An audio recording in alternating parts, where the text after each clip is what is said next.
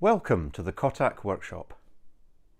In today's video we have an octagon shaped table that has got some lovely marquetry in it, about 1/4 of an inch thick, which I think is from the late 1800s to the early 1900s. I think this, partially based on a really excellent video by Tom Johnson of Thomas Johnson Antique Restoration. I'll put a link in the description to that video. Similar sort of style. His table that he was working on was rectangular, but this is octagonal. I think it was a hobby project for somebody with quite a lot of talent. I don't think it was a mass-produced piece of furniture. The owners had the table but no legs, so unusually I've been asked to actually make a new piece of furniture as well as some restoration. So it's a combination of them both. It's finished, it's underneath here, ready for the big reveal. I hope you enjoy the video and look forward to, as always, reading your comments, and hope you enjoy. Thank you. Okay, here we have this lovely octagon table top. You can see there's a couple of spots where there's quite thick veneer, maybe 1/4 of an inch, these pieces, but there's a bit missing, a piece missing here. And then on the top you can see there are some scratches. But overall these pieces are in nice shape.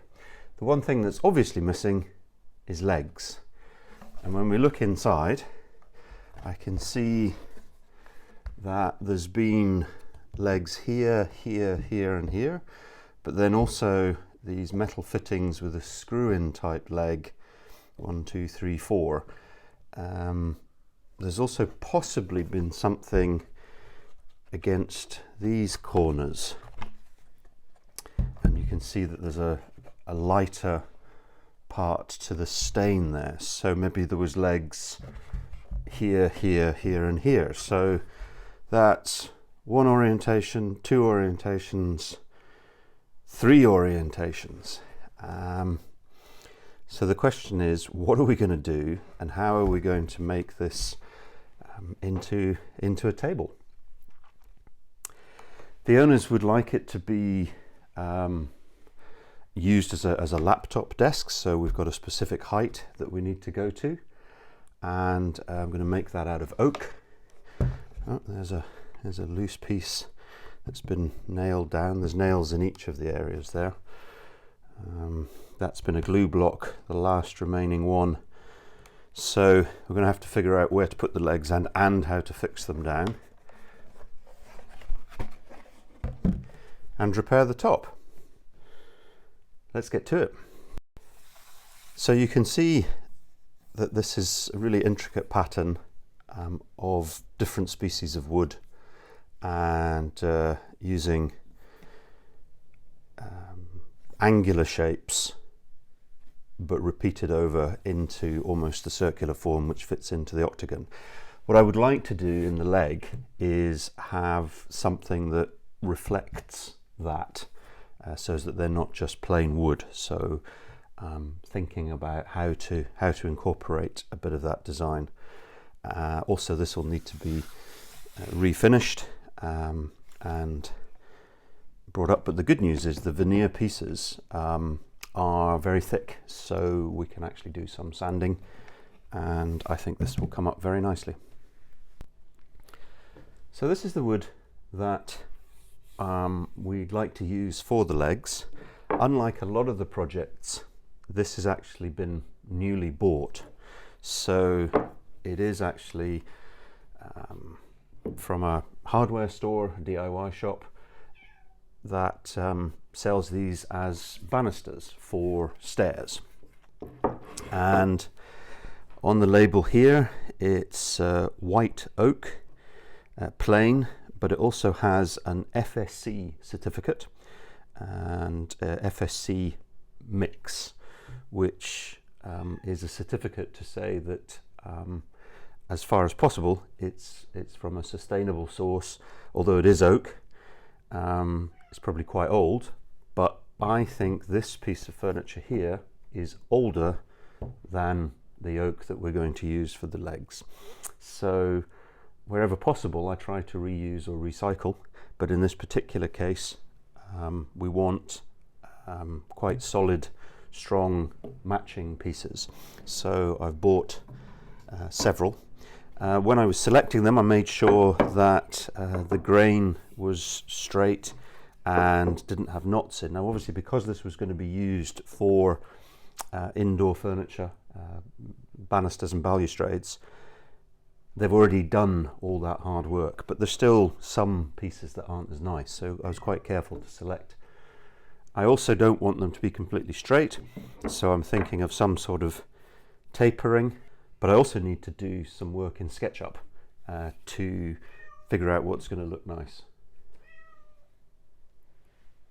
What is it, Cat? What is it? What do you think of this, hey?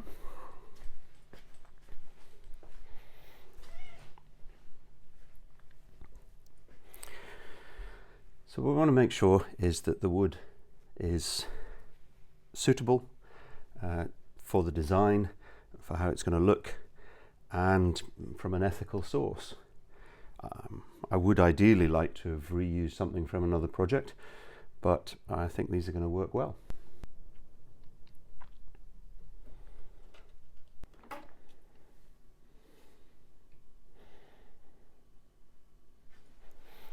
So what's going on here is I'm checking the footage, and Toffee's also checking the footage.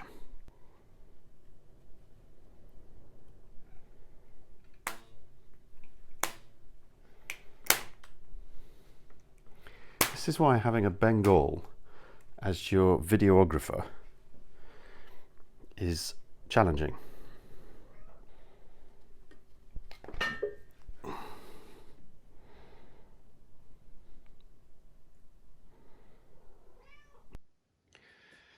So this is just resting on one piece each. This isn't the final height. These are the legs from another project. But to my eye, they look too thin compared to the thickness of the top. So I'd like to have something extra, and I think a taper, because it's going to be taller, but just helping with the design process at the moment.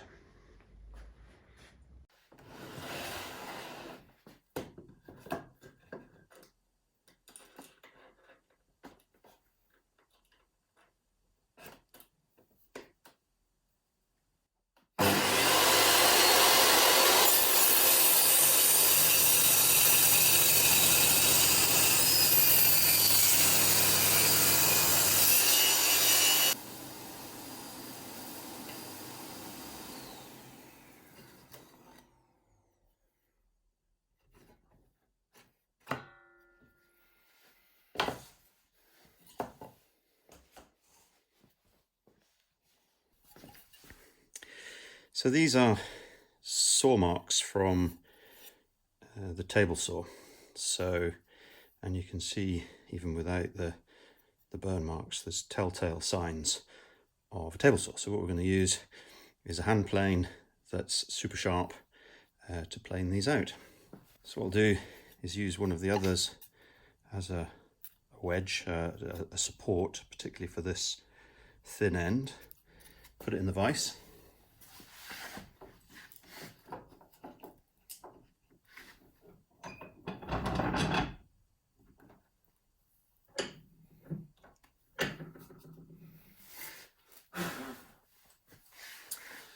And then give it a plane.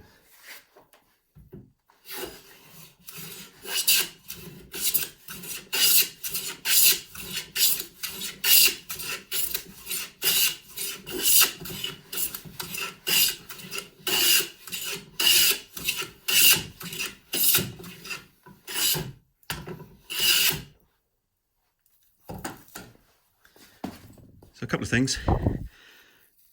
Beautiful thin shavings.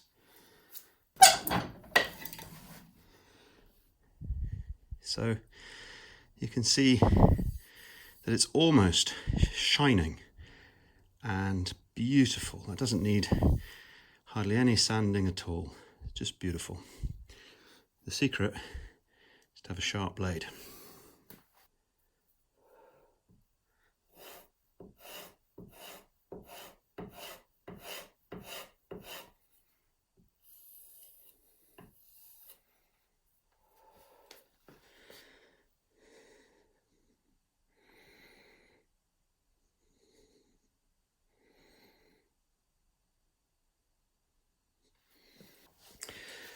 So we now have 2, 4, 6, 8 wedges of oak that are different lengths and different heights. But if we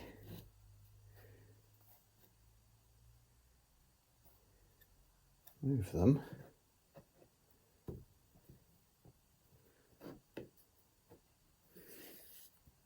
they're now the same height.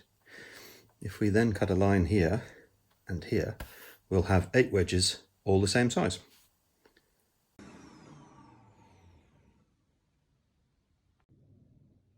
And we turn them around, do the same thing, making sure that it's completely square.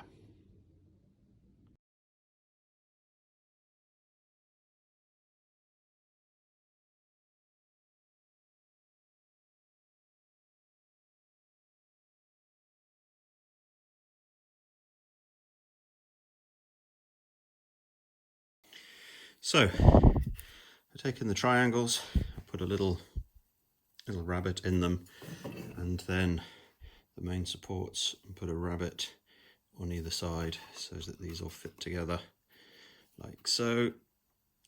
Just this bit at the top will be hidden inside, and then I've planed them down so that they're going to be flush. So there we go.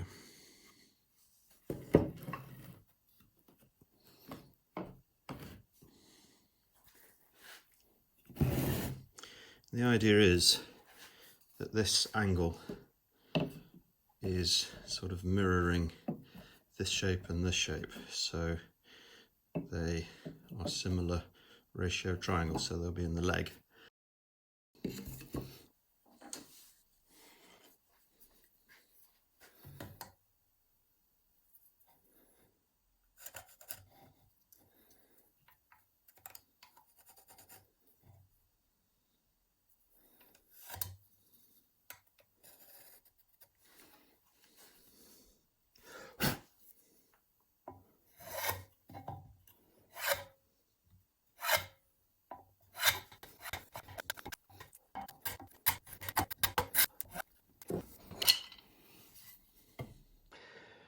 So for the bottom of the legs, I don't want them to be a complete square, so I'm planing off a sort of 45 degree so that it becomes an 8-sided shape. Not an exact octagon, because I think that would be too thin, but just sort of in sympathy with the shape of the main table.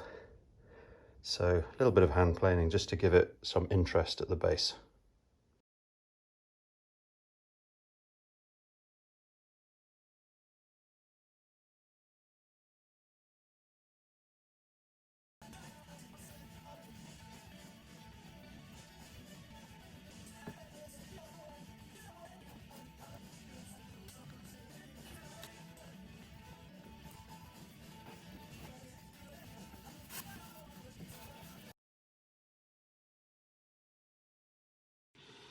These are coming on. I've chamfered the bottom of each of them so that when they've got weight on them, if the table gets pushed, it doesn't immediately break off. It's sanded and ready for staining and installing.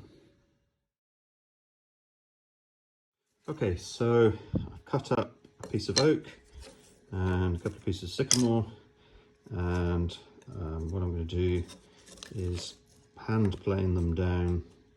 They're not far away from the right thickness, but I wanted to leave a little bit of space, so in case there was any saw burn, but it is a lovely blade and it's done a good job. And then cut these into triangles.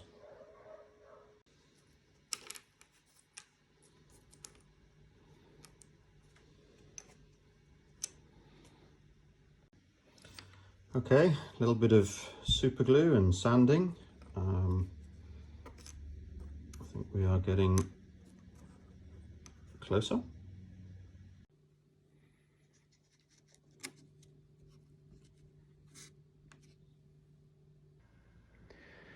So here's the step we're at now. These replacement pieces have been in overnight, and I now have to think about trying to colour match. The problem is that all of this is sanded, so that's not what it looks like when it's finished. So what I have to do is apply a bit of methylated spirits and then try and match this colour with this colour and this colour with this colour. So this is a little bit red, but I'm using a dark oak, and this one I'm going to use an antique pine. But I'm working on dry wood, thinking about what it's going to look like when it's finished. So, bit of a challenge, but we'll see.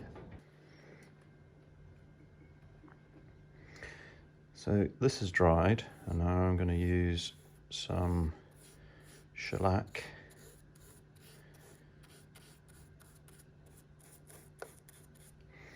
just as a sealer, sort of a sanding sealer. And I think I'm pleased with the darker one, but we need to do more work on the light.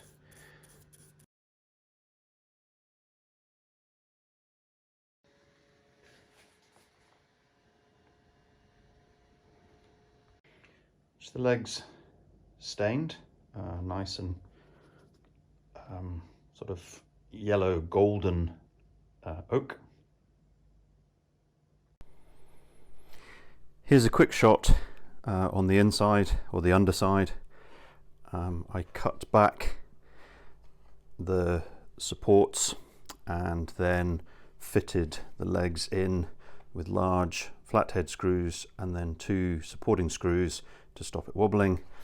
These are effectively glue blocks, although they did have small screws in them, which was so that I didn't need to clamp them.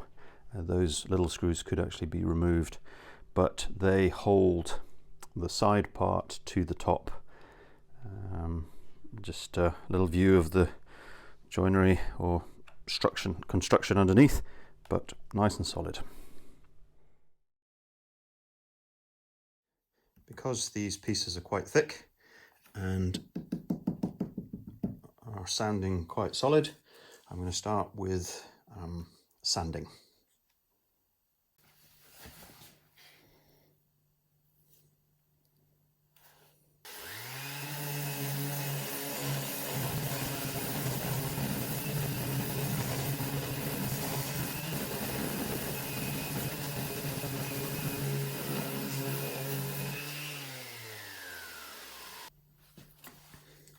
So this is looking really beautiful. You can see all the different species of wood that were chosen, and the sanding's taken the finish off, the scratches out, and to a certain extent leveled some of the bumps. But I wasn't being too aggressive. I used quite a high grit sandpaper because I didn't want to massacre it. I'm now going to go over with 240 grit, but just to help me see where I've done, very lightly I'm going to put pencil marks across it so that I can see where needs to be sanded. It should be relatively straightforward, but it just helps know that you've got the whole surface done to the same degree.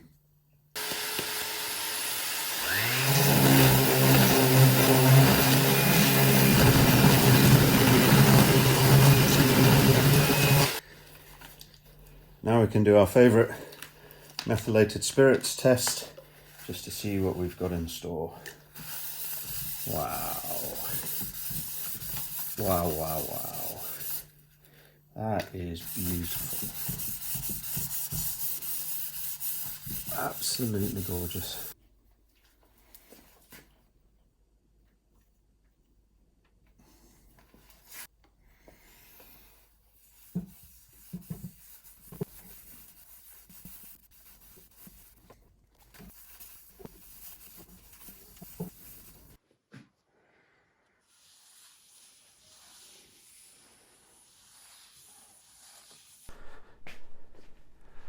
Okay, we're ready for the big reveal. This is what the owners will see when they come in to collect their octagon table that had no legs. So here we go.